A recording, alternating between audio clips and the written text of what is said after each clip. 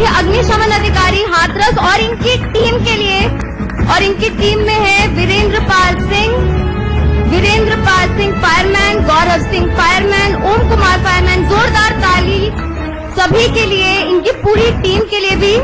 मुख्य अग्निशमन अधिकारी ए.के. सिंह के नेतृत्व में उनकी पूरी टीम ने हाथरस के एक रासायनिक पदार्थ के भंडार गृह में लगे भयंकर अग्निकांड पर काबू पाया था। इसके लिए इंडिया न्यूज आपको सल्यूट करता है। अगला अवार्ड भी है for outstanding effort to save human lives, और ये अवार्ड भी जाता है, पूरी टीम है और जो टीम के हेड है, टीम लीडर है, वो है, जोरदार तालियां हो जाए, महेश कुमार फायरमैन, गौतम बुद्ध नगर और इनकी टीम के लिए। सचिन कुमार फायरमैन, देवेंद्र सिंह फायरमैन, दिनेश कुमार चालक। मेट्रो हॉस्पिटल में लगी भीषण आग को बुझाने में महेश कुमार की टीम ने उनके नेतृत्व में महत्वपूर्ण भूमिका निभाई। शत नमन। इंडिया न्यूज आपको सल्यूट करता है। आगे बढ़ते हुए अगले कैटेगरी की ओर, this award is for outstanding contribution in solving case. जोरदार तालियों से स्वागत।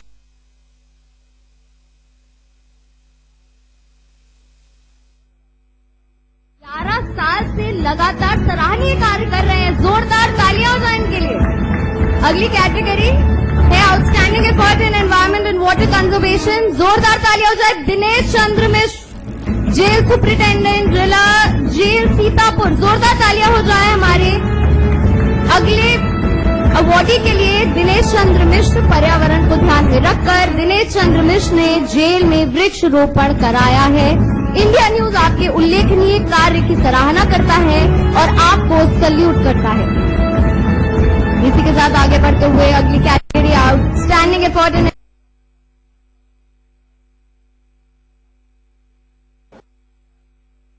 तो इंडिया न्यूज का ये खास कार्यक्रम शौर्य सम्मान इस वक्त लखनऊ से आप देख रहे हैं, सीधा प्रसारण। लखनऊ में सम्मानित किया जा रहा है इन वीरों को जो हम सिविलियंस की रक्षा करने के लिए अपनी जान की बाजी तक लगा देते हैं। उल्लेखनीय कार्य किया है, उनकी आंखों में वो दिख रहा है। उनके पिता का इंडिया न्यूज न सिर्फ सम्मान करता है बल्कि उनको सल्यूट भी करता है। और अगला अवार्ड है the award for best women police officer, और जोरदार तालियों से स्वागत doctor Meenakshi Katyan, SP city Sultanpur. और मैं जैसे पहले भी बताया था आपको कि इन्होंने आज अपने पिता को खोया है। संवेदनाएं इंडिया न्यूज की, और उसके बावजूद आप सोचिए आज वो यहाँ पर आई हैं क्योंकि उन्होंने सोचा ये उनका कर्तव्य है, उन्होंने कमिटमेंट दी थी। और मुझे लगता है कि जो ये वीर जो है, देश के वीर हैं, वो यही तो है और कौन है, जो कि कभी भी अपने कर्तव्य से पीछे नहीं हटते हैं, नो मैटर व्हाट, कुछ भी हो जाए। और इंडिया न्यूज आपको सल्यूट करता है। संवेदनाएं और श्रद्धांजलि आपके पिता के साथ। आगे बढ़ते हुए अगला award for best female in prison officer Nayan Tara Banerjee. जोरदार तालियों से स्वागत कीजिए नयन तारा बनर्जी, जेलर नारी बंदी निकेतन लखनऊ। नयन तारा बनर्जी ने नारी बंदी निकेतन लखनऊ में महिला बंदियों के उत्थान के लिए कई कार्य किए हैं और इंडिया न्यूज आपको इसके लिए सल्यूट करता है। आपको कोटि कोटि नमन। इसी के साथ आगे बढ़ते हुए अगले कैटेगरी की ओर, this award is for outstanding efforts in social responsibility, और ये अवार्ड जाता है रोहित सिंह सजवान। जोरदार तालियां हो जाए रोहित सिंह सजवान के लिए।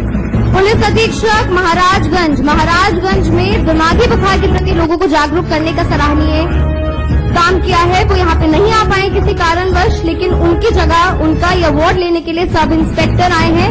सर, आपका भी बहुत बहुत शुक्रिया कि आप यहाँ पर आए। आप सभी हमारे लिए जो काम कर रहे हैं उसके लिए हाथ जोड़ के कोटि कोटि नमन, और इंडिया न्यूज आपको सल्यूट करता है।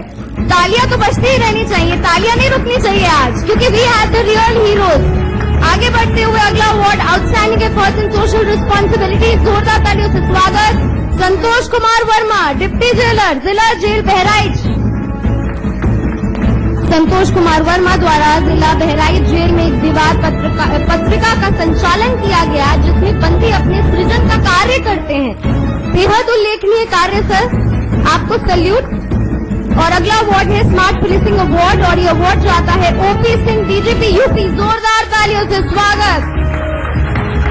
प्रयागराज कुंभ में विश्व का सबसे बड़ा आयोजन शांतिपूर्वक संपन्न कराने में इनका अहम योगदान रहा है।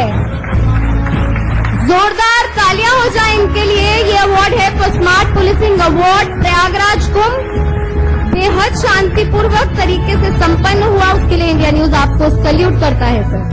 आगे बढ़ते हैं और ये अवार्ड है लाइफ टाइम अचीवमेंट अवार्ड। तो दिल थाम के बैठ जाइए और जोरदार तालियों से स्वागत कीजिए अवनीश कुमार अवस्थी, प्रमुख सचिव गृह सूचना।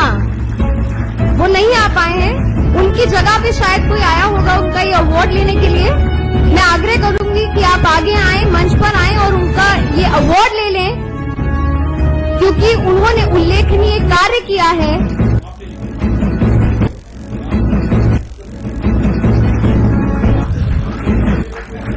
वो यहाँ पे अभी नहीं है मौजूद, पर जब भी वो ये क्लिप देखें तो उनको सम्मानित महसूस होगा। जोरदार तालियां। वो यहाँ पे नहीं आ पाए पर उनके लिए जोरदार तालियां हो जाए उनके कार्य के लिए। अवनीश कुमार अवस्थी जी के लिए, प्रमुख सचिव गृह सूचना।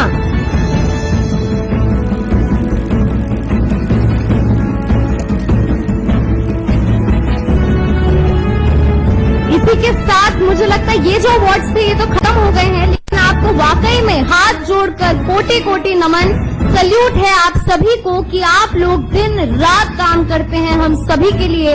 मेरी आंखें आज वाकई नम है और मुझे लगता है ये आज का खास पल था जिसका इंतजार हम सभी को था। और सर इसके आगे बढ़ते हैं और उन लोगों को भी यहाँ पे सम्मानित करने का, उनको मोमेंटो देने का समय आ गया है जिनकी वजह से आज ये कार्यक्रम मुमकिन हो पाया है। तो ये स्पेशल टोकन ऑफ अप्रिसिएशन के लिए मैं बुलाना चाहूंगी, जोरदार तालियां हो जाए मिस्टर माधव सूरी जी के लिए, माधव ग्रुप। सर आपका बहुत बहुत शुक्रिया, क्योंकि आपके कारण ही आज ये कार्यक्रम संपन्न हो पाया है। अगला Pankaj Agarwal and Vishal Gupta, Anandi magic world. जोरदार तालियां हो जाएं।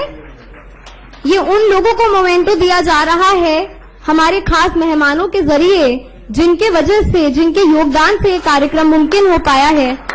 और आखिर में है Dreams Infra mister Sameer Shaikh. जोरदार तालियां Dreams Infra mister Sameer Shaikh ji के लिए।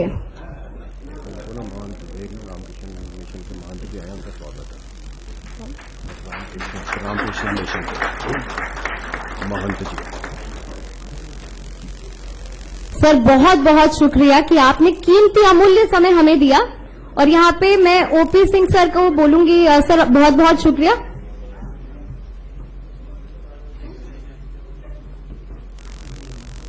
जोरदार तालियां यहाँ पे हो जाएं।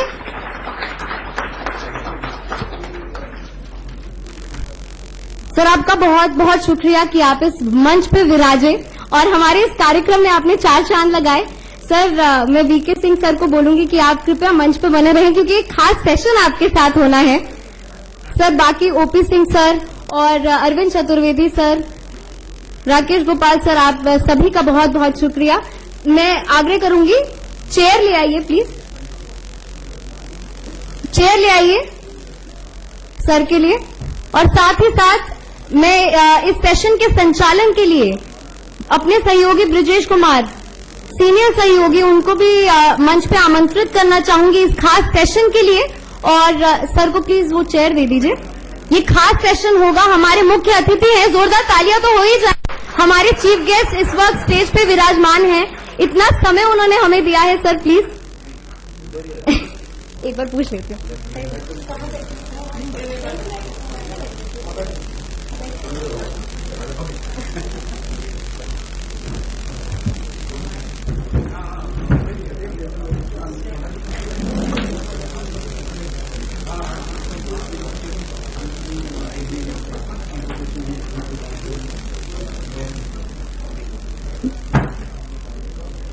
ब्रिजेश जी यहाँ से मंच आप संभालें। शुक्रिया।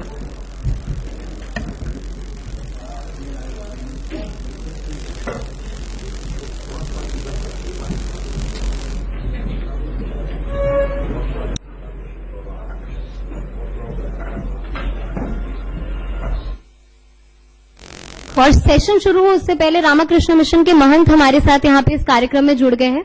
उनका बहुत बहुत स्वागत, बहुत बहुत अभिनंदन करता है इंडिया न्यूज यूपी उत्तराखंड।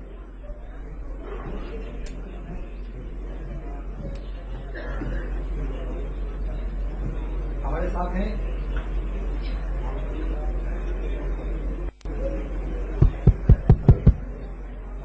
केंद्र सरकार में MoS road and transport general VK Singh sir, आपका इंडिया न्यूज शौर्य सम्मान में बहुत बहुत स्वागत है। आज डेफिनेटली आपकी उपस्थिति ने इन सिपाहियों के, इन पुलिस वालों ने जिन्होंने काफी अच्छा काम किया, उनको बल दिया। मेरा पहला सवाल आपसे होगा सर कि पुलिस अक्सर एक अनसंग हीरो के तौर पे देखी जाती है। वो पब्लिक के साथ 24/7 लॉ एंड ऑर्डर सिचुएशन को डील करती है और तमाम तरह की सिचुएशन डील करती है, लेकिन वो हमेशा एक अनसंग हीरो होती है। इस अवार्ड सेरेमनी को आप कैसे देखते हैं? सबसे पहले तो मैं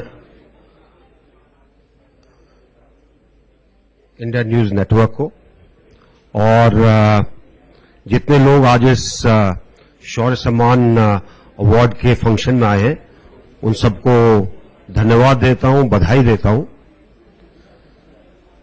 आपका सवाल उसको मैं दूसरे तरीके से बताता हूं।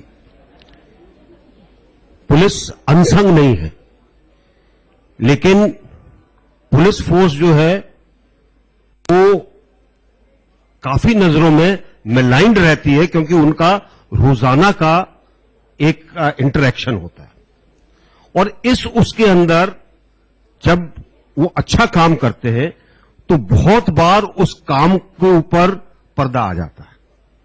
रोजाना अच्छा काम करते हैं, लेकिन वही होता है कि कई बार कहीं थोड़ी सी किसी को सेटिस्फेक्शन नहीं होती, वो कहता है जी खराब है।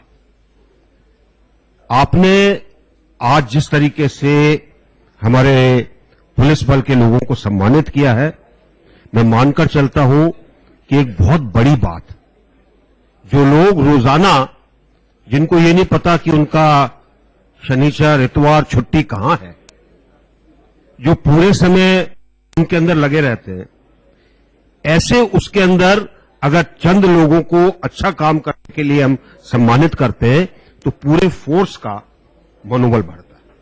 एक बहुत बड़ी बात है और मैं जितने हमारे लोग सम्मानित हुए हैं उनको शुभकामनाएं देता हूं, उनको बधाई देता हूं। इनकी तरह हर एक को जिसको आपने सम्मानित किया है, कम से कम 10 और होंगे जिन्होंने वैसा ही काम किया। Very well said sir, very true. और मुझे पता है कि हमारी ग्रैंड जूरी को इसमें कितनी मेहनत करनी पड़ी होगी कि सही कुछ लोगों को निकाला जा सके, क्योंकि जब आप सम्मानित करते हैं तो सबको नहीं कर पाते। लेकिन संदेश मैं ये देना चाहूंगा कि हमारे पुलिस बल जिस तरीके से काम कर रहे हैं, बहुत कर्मठता से, श्रेष्ठता से और सच्चे मन से काम कर रहे हैं। अगर हम उनका मनोबल बढ़ाएंगे तो वो और अच्छा काम करेंगे। सर, आप आर्मी चीफ रहे और अब आप पब्लिक लाइफ में हैं, आप मेंबर ऑफ पार्लियामेंट हैं गाजियाबाद से, रिकॉर्ड मार्जिन से आप जीते, और अब आप जब डे टू डे लाइफ में जब आपका पुलिस के साथ इंटरेक्शन होता है या आपके पास लोग आते हैं और जो इंटरेक्शन होता है, क्या परसेप्शन बदला आपका और आपको लगता है क्या चेंजेस आप सजेस्ट करेंगे? देखिए, धर्मवीर जी का आज कितने 50-65 साल हो गए होंगे। एक उन्होंने पुलिस के पुनर्गठन की बात की थी, अभी तक हम कर नहीं पाए, कई कारण है, लेकिन पुलिस का पुनर्गठन होना जरूरी है। और वो इसलिए जरूरी है कि जरूरतें जो है अलग हो गई हैं। जो इन्वेस्टिगेशन करता है वो अलग है, जो डेली पुलिसिंग करता है वो अलग है, जो ट्रैफिक को देखता है वो अलग है, जो आतंकवाद की तरफ ध्यान देता है वो अलग है। अब इन सब चीजों को अगर आप एक ही आदमी से कराओगे तो काम नहीं चलेगा। तो ये स्पेशलाइजेशन जो है पुलिस फोर्स के अंदर लाना जरूरी है। और दूसरी चीज है कि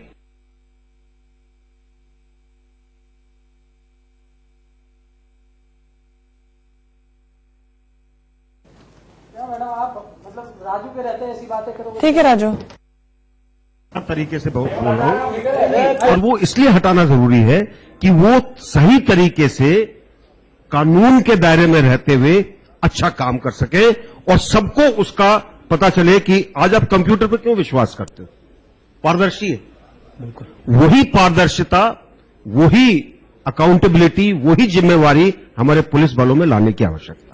सर, पुलिस रिफॉर्म्स एक ऐसा विषय है जिसके बारे में कोर्ट में भी केस चला, लोग कई पॉलिटिकल पार्टीज बोलती भी हैं कि हम पुलिस रिफॉर्म लाएंगे।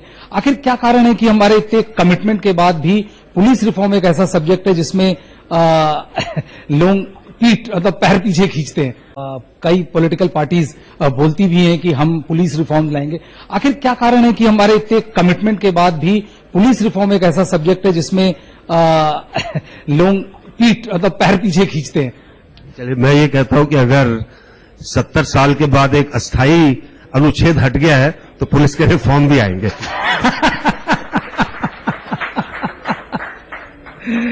सर, जैसा आपने अभी एक मेरे पहले सवाल के जवाब में कहा कि ये ऐसी फोर्स है कि जो न रविवार देखती न इतवार, और ये 24 घंटे काम करती है, इनके वर्किंग कंडीशंस काफी स्ट्रेसफुल होते हैं, तो आपको लगता है कि फोर्स को अ बिट मोर ह्यूमन बनाने के लिए काफी चेंजेस की जरूरत पड़ेगी?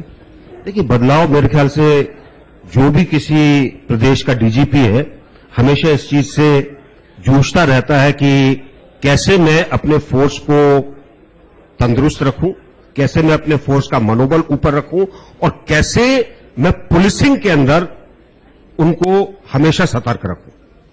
अगर आपके पास पूरी नफरी नहीं है, अगर पूरे आदमी नहीं है, अगर आपकी जरूरतें ज्यादा हैं और आदमी कम है, तो आपके पास दिक्कत है। और ये चीज हर प्रदेश को अपने आप उसका विश्लेषण करना पड़ेगा कि हमारी जरूरत क्या है और कैसे हम अच्छी पुलिसिंग कर सकते हैं। टेक्नोलॉजी का इसमें उपयोग हो सकता है, बहुत उसका फायदा मिल सकता है, लेकिन पुलिसिंग के अंदर जब तक दो पैर पर आदमी नहीं घूमेगा तब तक काम नहीं होता है। तो इसके अंदर एक रिस्ट्रक्चरिंग की आवश्यकता है। जितना हम जल्दी करें उतना देश को फायदा हो। सर, आपने अभी कहा कि जिस तरह से एक अस्थायी 370 हटा, उसी तरह आप उम्मीद कर रहे हैं कि पुलिस रिफॉर्म्स भी जल्दी आएगा, जल्दी इंट्रोड्यूस होगा। 370 हटना और जम्मू कश्मीर स्टेट का बाइफिकेशन एक बेहद ऐतिहासिक निर्णय के तौर पे देखा गया, जो पॉलिटिकल विल को भी दिखाता है। आप इस पूरे निर्णय को कैसे देखते हैं?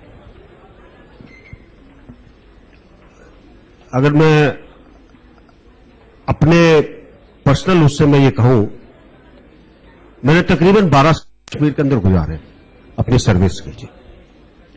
मैं पहली बार जब कश्मीर गया था तब मैं मात्र 10 वर्ष का था। मेरे पिता वहां पर पोस्टेड थे, और एक चीज अभी तक मुझे उस टाइम की याद है, बाकी चीजें मुझे ज्यादा याद नहीं है। हाँ, मुझे याद है कि शालीमार में और निशात के अंदर चेरीज लगती थी, ये जरूर याद है। लेकिन एक चीज जो उस समय दिमाग के अंदर बैठी थी वो ये थी कि जब भी हम किसी दुकान पर गए तो लोगों ने कहा, बेटा इंडिया से आए हो? अच्छा, मुझे समझ में नहीं आया। दूसरी बार जब मैं गया, मैं 14 साल का था, एनसीसी का एडवांस लीडरशिप कैंप था, उसके लिए गया था पहलगाम। फिर यही बात आई, और उसके बाद मैंने स्कूल में आकर अपने अध्यापकों से पूछा ये क्या चीज है, तो उन्होंने कहा कि एक 370 नाम की चीज है जो इनके दिमाग को ये कहने के लिए बाध्य करती है कि ये भारत से भिन्न है। बड़ी पुरानी बात बता रहा हूं। और उसको जब आगे परखा, जब भी मैं पोस्टिंग पर गया कश्मीर के अंदर, ये चीज हमेशा सामने आई कि 370 के नाम पर लोगों को गुमराह किया जाता है, 370 के नाम पर लोगों को अलग किया जाता है, और उस अलग करने के चक्कर में अलगाववाद वहां पर पनपता है। हमारे पड़ोसी देश को परोक्ष युद्ध करने का सहारा मिलता है, और जो एक दरार नहीं होनी चाहिए वो हो जाती है। कश्मीर में मेरे ख्याल से जितना पैसा लगा होगा, अगर उसका जायजा लिया जाए तो भारत का कोई प्रदेश नहीं है जितना उसको पैसा मिला होगा। लेकिन इतना पैसा मिलने के बावजूद एक बहुत बड़ा सवालिया निशान है, क्या उस पैसे के अनुरूप कश्मीर के अंदर विकास हुआ या नहीं हुआ? मेरा मानना है नहीं हुआ। कश्मीर के लोगों को जो चीज मिलनी चाहिए थी उनको नहीं मिली, लेकिन कुछ चंद एक परिवारों को, कुछ चंद एक लोगों को उसका फायदा मिला। उनके महल बने, चाहे वो कश्मीर में हो, चाहे हिंदुस्तान में हो, चाहे विदेश में हो, पैसे उनके पास बहुत आए, उनके परिवारों ने बहुत अच्छा किया, लेकिन आम कश्मीरी वहीं का वहीं रहा। अभी भी अगर आप जाएं, आपको बहुत से गांव ऐसे मिलेंगे जिनमें सड़क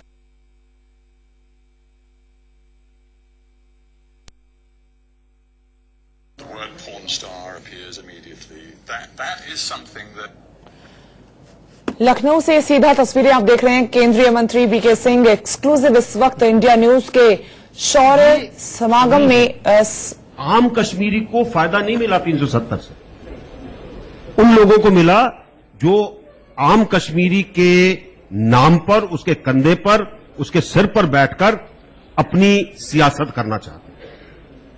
और इसलिए 370 का जाना बहुत अच्छी बात है। अब जरूरत है कि हम उन आम कश्मीरियों को यह समझाएं कि आपका फायदा किसमें। एक आपको और उदाहरण देता हूं। इससे पहले जो पंचायत इलेक्शन हुए थे वो उमर साहब के टाइम में हुए थे जी।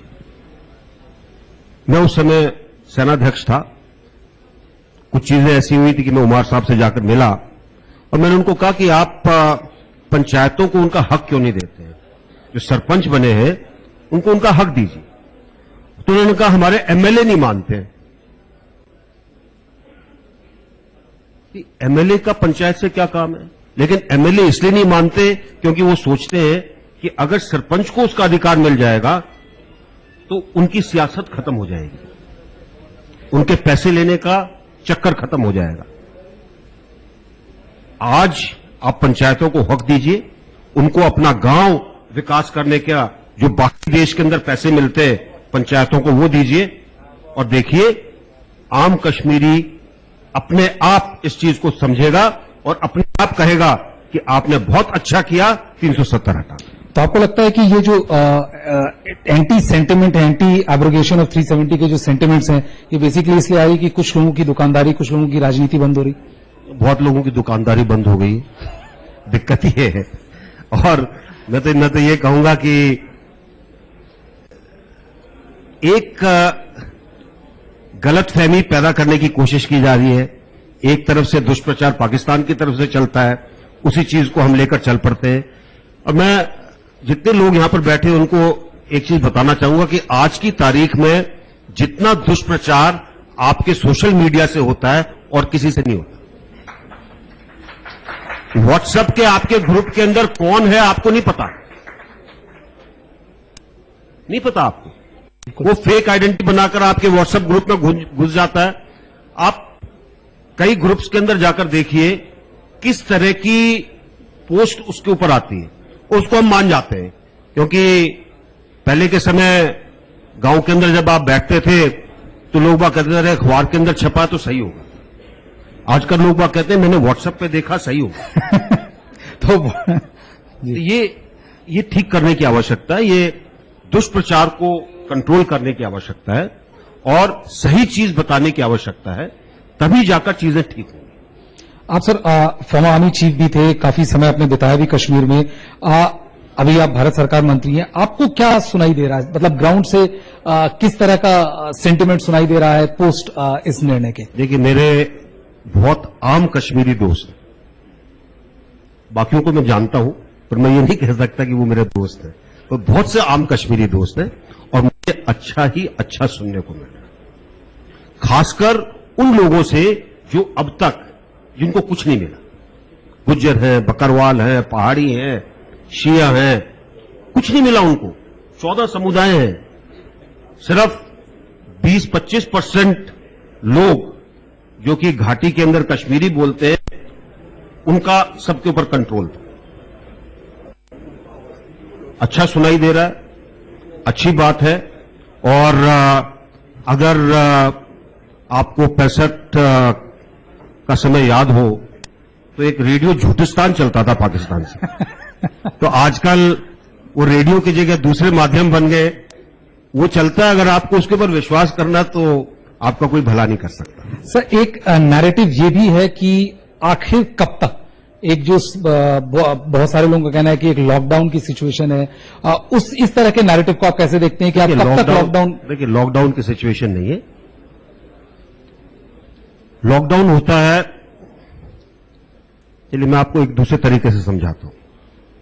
जब गिलानी साहब अपना भाषण देने जाते हैं तो उनके जाने से आधा घंटा पहले एक युवाओं की टोली जाती है, डंडे होते हैं उनके पास, जितनी भी रास्ते में दुकानें आती हैं सबको बंद करवाते हैं, जितना भी ट्रैफिक है सबको एक तरफ हटा देते हैं। उसके बाद अगले दिन अखबार में क्या छपता है, गिलानी साहब की सभा हुई, सब दुकानें बंद थी, कश्मीर बंद था। बहुत से लोग हैं कोशिश कर रहे हैं कि ऐसी स्थिति दिखाई जाए, स्थिति ऐसी नहीं है। और जैसे जैसे चीजें लोग निकल के आ रहे हैं, जैसे जैसे आप उनके अख्तियार और हक उनको देंगे, मानकर चलिए बहुत अच्छा होगा। सर, इस डिसीजन के बाद जैसा सबको उम्मीद थी, पाकिस्तान काफी बौखलाया और पाकिस्तान ने तमाम इंटरनेशनल फोरम में इसको उठाने की भी कोशिश की, और लेकिन उसकी कोशिश किसी भी तरह से कामयाब नहीं रही और पहली बार भारत को काफी एग्रेसिवली फ्रंट फुट पर डिप्लोमेटिकली बैटिंग करते देखा गया। इसको आप कैसे देखते हैं? देखिए, अगर कश्मीर की समस्या रहेगी तो वहां पर फौज का वर्चस्व रहेगा, उनको मोटे मोटे पैसे मिलेंगे। वैसे भी वहां पर एक कोर कमांडर को करोड़पति कमांडर बोलते हैं। सच्ची बता रहा हूं मैं, करोड़ कमांडर बोलते हैं उसको, क्योंकि वो अपने सबसे बढ़िया कॉलोनीज के अंदर अपने घर बना लेता है। तो ये फौज का जो वर्चस्व कम हो रहा है, ये आज आपको पाकिस्तान में दिखाई दे रहा है। जितनी बौखलाहट है उसके कारण है। वैसे भी पाकिस्तान के अंदर सरकार है कि नहीं है, ये तो बातचीत पिछले बहुत वर्षों से चल रही है, और सेना कंट्रोल करती है, सेना उनकी पॉलिसी बनाती है। तो आज उनको अपना अस्तित्व खतरे में दिखाई दे रहा है, इसलिए सारी बातें आपको सुनाई देती। सर, लेकिन जो इंटरनेशनल आइसोलेशन भी देखा गया, पहली बार देखते थे कि पाकिस्तान के कुछ देश जो ट्रस्टेड थे वो उनके डिफेंस में खड़े होते थे, लेकिन इस बार एक वर्चुअल आइसोलेशन है पाकिस्तान का सारे इंटरनेशनल फोरम्स में। देखिए, इसमें आपको हमारे माननीय प्रधानमंत्री जी को धन्यवाद देना चाहिए कि जिस प्रकार से उन्होंने अपने व्यक्तिगत और देश के संबंध बनाए बाकी सब देशों से, ऐसा पहले कभी नहीं हुआ। और इसलिए आज जब सब लोग आपके साथ खड़े हैं तो ये दिखाता है कि आप किस तरीके से उनके पास सही चीज लेकर पहुंचे। एक आखिरी सवाल सर, जिस तरह से आइसोलेशन के बाद पहले पाकिस्तान ने तमाम तरह की बात की, फिर हमने देखा उनके प्रधानमंत्री इमरान खान एटम बम इस्तेमाल करने तक की धमकी देने लगे। इस धमकी को आप कितना सीरियस देखते हैं? या देखिए, पाकिस्तान ने एक पॉलिसी के रूप में इरैशनैलिटी, जिसको अंग्रेजी में बोलते हैं, वो दिखाने की कोशिश की कि जी आप कुछ करोगे मैं एटम बम फेंक दूंगा। हिरोशिमा के बाद आज तक कोई परमाणु युद्ध नहीं हुआ है, और मैं आपको और आपके माध्यम से बहुत स्पष्ट रूप में कहना चाहूंगा, इस दुनिया के अंदर कोई परमाणु युद्ध नहीं होने देगा। जिसने शुरू किया उसका विनाश निश्चित है। जनरल वीके सिंह, आप इंडिया न्यूज के शौर्य सम्मान में आए, आपका बहुत बहुत धन्यवाद। बहुत बहुत धन्यवाद आपका।